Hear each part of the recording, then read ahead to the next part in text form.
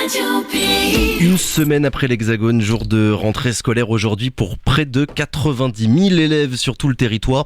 Après 2 rentrées, ces 2 dernières années marquées par l'à peu près, des protocoles sanitaires dans les établissements scolaires et les inquiétudes de toute la communauté éducative autour du Covid-19 et ses conséquences pour l'enseignement. Que pensez donc de cette rentrée scolaire 2022 avec un nouveau recteur, Philippe Dulbecco, arrivé en Guyane au mois de juillet, tout comme la construction et l'ouverture de nouveaux établissements scolaires? Pour en parler, nous sommes ce matin avec Aïssatou Chambaud. Bonjour.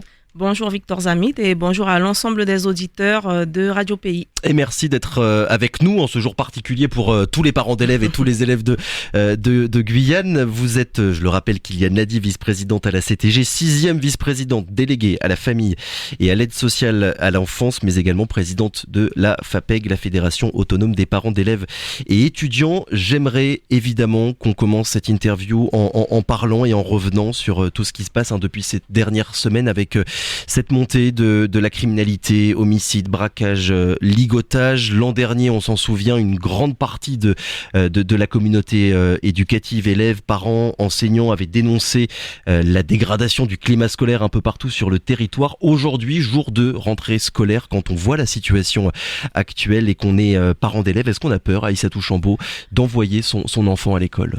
Alors effectivement, au vu du climat actuel, on ne peut pas ne pas avoir une pensée et être solidaire de toutes ces personnes qui ont été victimes de la délinquance actuelle et tous ceux qui ont perdu un proche. Oui, les parents ont peur. Pour ma part, moi aussi, ayant un enfant scolarisé, j'ai peur. Quand il va prendre le bus à 6h et qu'il fait encore noir, je ne sais pas ce qu'il va advenir de lui. Donc je fais l'effort d'aller le déposer et d'attendre que le bus arrive.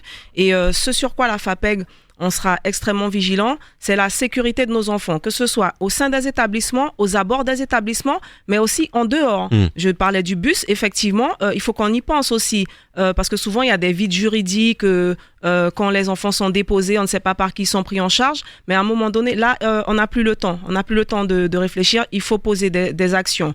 Les enfants sont pris en charge par qui? Si c'est pas, il faut avoir des actions concertées. Parce que je ne sais pas si vous avez écouté le journal de 7h, on a entendu la nièce d'Andy Ramkaran qui était présente à la marche contre l'insécurité vendredi à Cayenne et on entendait la peur qu'il y avait dans sa voix en disant j'ai peur de retourner à l'école, c'est pas acceptable une telle situation. Non, c'est pas acceptable. On a peur, les gamins ont peur de retourner à l'école. Nous, on a peur d'aller faire nos courses. On a peur, que ce soit la journée, la nuit, à n'importe quel moment, quel que soit le lieu. Effectivement. Bon, après, il faut qu'on sache aussi comment on vit. On ne va pas arrêter de vivre. Et comme la FAPEG, on est force de proposition. Ce qu'on souhaite, c'est bien sûr être associé aux réflexions et aux actions. Et ce qu'on préconise, c'est ce que répètent bon nombre de personnes et d'instances depuis bien longtemps, c'est vraiment développer, mettre l'accent sur la prévention, les actions de prévention, et notamment la prévention spécialisée pour ce qui est de la délinquance. Alors c'est vrai que M. Darmanin a préconisé les centres renforcés, pris en charge par l'armée des délinquants. Oui. Mais pourquoi on ne prend pas le problème en amont? La prévention peut être une des solutions, pas la solution, pas le palliatif, mais une des solutions. La prévention, ça veut dire quoi? Des opérations de sensibilisation, des actions de sensibilisation auprès des élèves? Pas uniquement, par exemple, là on est en pleine rentrée, donc il faut parler du partenaire Éducation nationale. Quels moyens l'Éducation nationale met sur la table, met en œuvre, moyens humains, moyens financiers, pour développer des actions de prévention. Par exemple, pour lutter contre le décrochage scolaire, on pense sincèrement que l'Éducation nationale doit repenser ses modes d'agir, doit repenser son fonctionnement. Parce que l'institution est maltraitante, que ce soit envers les usagers, c'est-à-dire les enfants, les parents, mais aussi envers ses personnels. Oui, parce que, je le précise, il y aura à la fin du mois de septembre des assises de la sécurité. C'est ce qu'a annoncé Gabriel Serville sur la question des établissements scolaires, donc la sécurité à l'école, Aïssatou Chambaud. Est-ce que votre fédération, la FAPEG, y participera et sera force de proposition, on va dire, si vous êtes invité? En tout cas, si on est convié, on sera évidemment force de proposition, donc nous attendons, et c'est ce sur quoi on souhaite interpeller l'ensemble des élus, des institutionnels, c'est de ne pas rester enfermés entre devoirs plus larges. Nous, on prône la coéducation, c'est-à-dire qu'on travaille avec l'ensemble des acteurs qui gravitent autour de l'enfant, donc quand on pense sécurité, il ne faut pas uniquement penser force de police. La coéducation, c'est mettre en lien, c'est ça, toutes les personnes qui agissent de près et de loin autour de l'enfant. Voilà. Pas uniquement l'éducation nationale pour nous, mais c'est aussi l'éducation populaire, tous les acteurs acteurs de ce secteur, etc., etc. La culture, voilà. Alors, je le précise, pour celles et ceux, je pense qu'il n'y en a plus beaucoup maintenant, mais qui ne vous connaîtraient pas encore, la FAPEG se veut être la voix des parents d'élèves en Guyane. Ces dernières années, on entendait souvent dire que le dialogue entre le rectorat et le reste de la communauté éducative était très compliqué. Là, on a un nouveau recteur, Philippe Dulbecco, qui est arrivé au mois de juillet. Déjà, est-ce que vous l'avez rencontré en votre qualité de présidente de la FAPEG? Alors oui, nous l'avons rencontré avec l'équipe. Monsieur Dulbecco a tenu à nous rencontrer. Donc, on l'a vu le 2 août, pendant les vacances. Ça a été un échange très cordial, très constructif, hors du cadre du rectorat, de ce qui a facilité les échanges. Donc, on lui accorde, comme on l'a dit, le bénéfice du doute et on est dans l'attente de ce qui sera mis en œuvre. Il a l'air conscient des problématiques qui sont véritablement spécifiques à la Guyane. On a entendu un certain nombre de syndicats dire à peu près la même chose que vous, qu'ils l'avaient vu de près ou de loin. On lui laisse le bénéfice du doute. Est-ce que vous pensez qu'il pourra être à la hauteur pour relever tous les défis? On verra bien. En tout cas, il a intérêt à être conscient et je suis sûr qu'il a été briefé.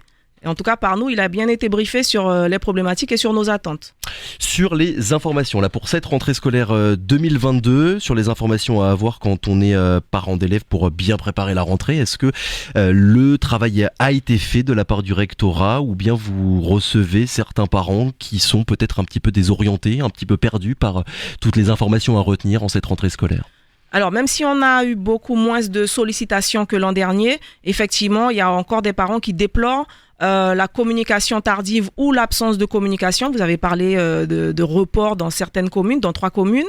Sinnamary, Monsigny, Cayenne. Même pour la restauration scolaire, le périscolaire sur Rémière-Montjoly, l'information a été trop tardive. Donc, on aurait pu anticiper. Le déplorent beaucoup de parents et on le déplore également. Voilà, mais sinon, pour ce que doivent savoir les parents, je pense que, les informations ont quand même été données en fin d'année, dans le mois de juin, pour beaucoup d'établissements. Donc, il y a quand même des choses qui fonctionnent et le relationnel est quand même bon de façon générale. Vous êtes entendu, vous êtes écouté à la FAPEG de la part du rectorat, des élus, de la CTG? Alors, suffisamment entendu en tout cas? Reconnu déjà, puisqu'on existe depuis 5 ans et donc le gros travail de terrain que nous avons fait depuis notre création a permis justement de faire entendre et reconnaître la voix des parents d'élèves sur le territoire de Guyane, ce qui n'était pas toujours forcément le cas. Alors, on est reconnu, en tout cas pas forcément par tous, parce que souvent on oublie les parents d'élèves. J'ai un exemple là, c'est quand il y a des réunions de CLSPD, Conseils locaux de sécurité et de prévention de la délinquance, qui sont maintenant aux mains des maires, et bien les maires ne pensent pas forcément à convier les parents d'élèves, puisque comme parents d'élèves c'est estampillé éducation nationale, vous voyez, on ne fait pas le lien et là on en revient à la question de la coéducation. De la coéducation, oui. Ça veut dire qu'il n'y a pas encore suffisamment le réflexe et l'habitude de la part des élus, on va dire, de Guyane. Exactement. De faire appel et de penser aux parents d'élèves. Et même à la CTG, je n'ai pas peur de le dire. Vous existez, vous l'avez dit, depuis 5 ans. La FAPEG, ça a été créé en 2017. C'est plus septembre maintenant 2017. Septembre 2017, c'est pas votre première rentrée scolaire. Je vais faire le lien avec les question, on va dire, qui touche à la sécurité. On a entendu vendredi lors de la marche à Cayenne un certain nombre de personnes dire que finalement tout ce qui avait été convenu en 2017 tarde à devenir effectif sur les questions éducatives. Ça donne quoi, Aïssatou Chambaud? C'est quoi votre regard sur l'évolution, on va dire, année après année de ce qui a été fait et de ce qui se fait toujours attendre aujourd'hui en 2022 par rapport à il y a 5 ans en 2017? Alors, on avait bien conscience en 2017, 2018 et les années après jusqu'à aujourd'hui que les choses ne se seraient pas faites en un tour de main, en un claquement de doigts. C'est vrai que pour certaines choses, on a l'impression que ça rame, que les réflexions ne sont pas forcément menées dans le bon sens. Et je le disais, on n'est pas forcément associé ou convié à certaines actions ou certaines réflexions. Mais on ne peut pas dire que les choses n'avancent pas, en tout cas pour nous, dans le sens où les choses se font petit à petit. Qu'est-ce qui a été fait, qu'est-ce qui est positif, on va dire, depuis ces dernières années concernant l'éducation guyanaise? Bon, à notre niveau, les parents sont de plus en plus présents dans les établissements. Oui. Même si le travail est laborieux, en tout cas, ils prennent conscience de leur rôle. Après, au niveau des constructions scolaires, on n'y est pas encore, mais la question se pose toujours de savoir est-ce qu'on construit à tout va ou est-ce qu'on revoit le système ? Ouais, et vu que vous parlez de construction, il y a ce nouveau lycée, le lycée du Larivot, qui a été annoncé par le recteur et Gabriel Serville qui va ouvrir cette année en ce mois de septembre. Il y a 6 autres établissements, j'ai compté, qui devraient sortir de terre en 2023, 2024 et 2025. On va à nouveau dire ce qu'on dit à chaque fois: tant qu'on manquera de place, tant qu'on manquera d'établissements scolaires, les mêmes problèmes et les mêmes questions se poseront à chaque fois. Mais oui. Ouais, Tant que les réflexions vont toujours aller dans le même sens, eh bien on aura les mêmes problèmes. Et vous avez commencé à dire quelque chose, construire à tout va n'est pas forcément une solution. Non, pas forcément, puisque vu la croissance démographique, peut-être qu'il faut en amont, je sais que je vais me faire des amis encore, mais réguler l'immigration, peut-être y penser. Il faut prendre le problème pas uniquement de son petit prisme école, éducation nationale, mais le voir de façon globale, avoir une approche systémique. Encore une fois, faire le lien finalement entre ce domaine-là et tous les autres. Autre sujet, Aïssatou Chambaud, on se souvient, l'an dernier, la rentrée avait notamment été perturbée par ces problèmes d'affectation. Il y avait environ 400 élèves qui n'avaient pas eu de place.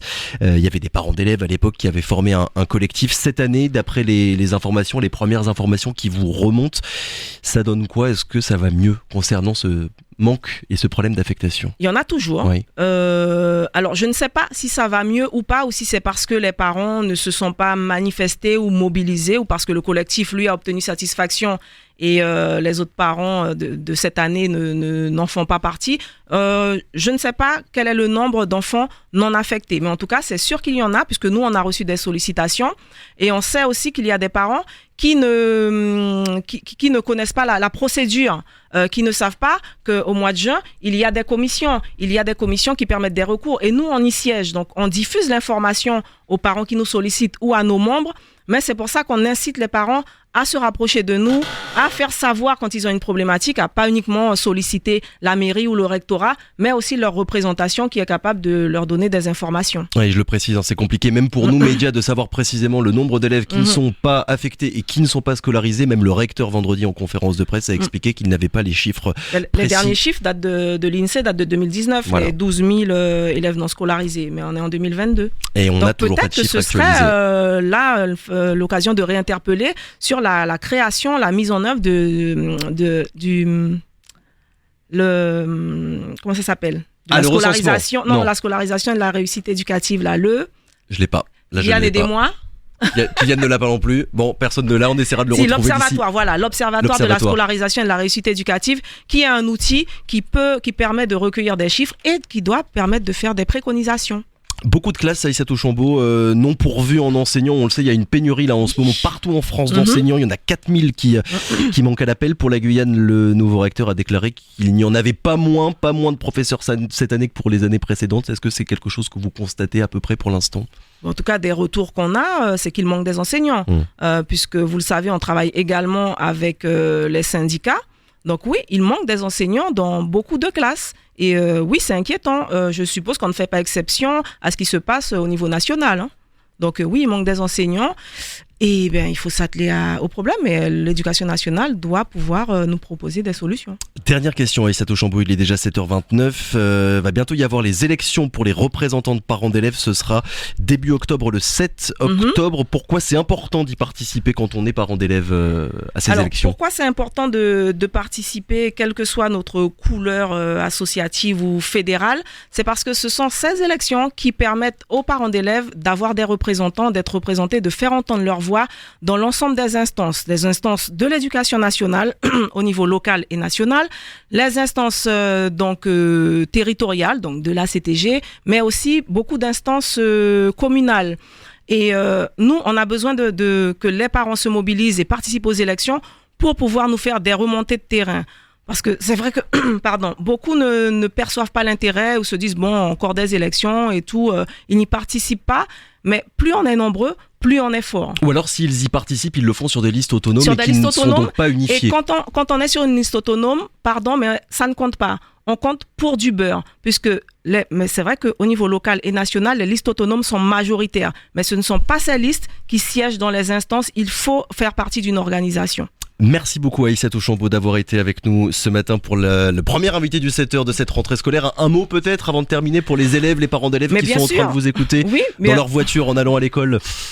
Bon, en tout cas, on demande à chaque parent de se mobiliser pour son enfant, de s'investir auprès de son enfant dans leur scolarité, dans leurs établissements. Et on souhaite évidemment une très, très bonne rentrée scolaire à l'ensemble des parents d'élèves, à l'ensemble des élèves et à l'ensemble des personnels. La réussite d'un élève passe aussi par la réussite en tant que parent d'élève. Merci beaucoup. Le message est passé, d'avoir été avec nous ce matin, je le rappelle, vice-présidente à la CTG, mais également présidente de la FAPEG. Très bonne journée à vous. Radio Pays.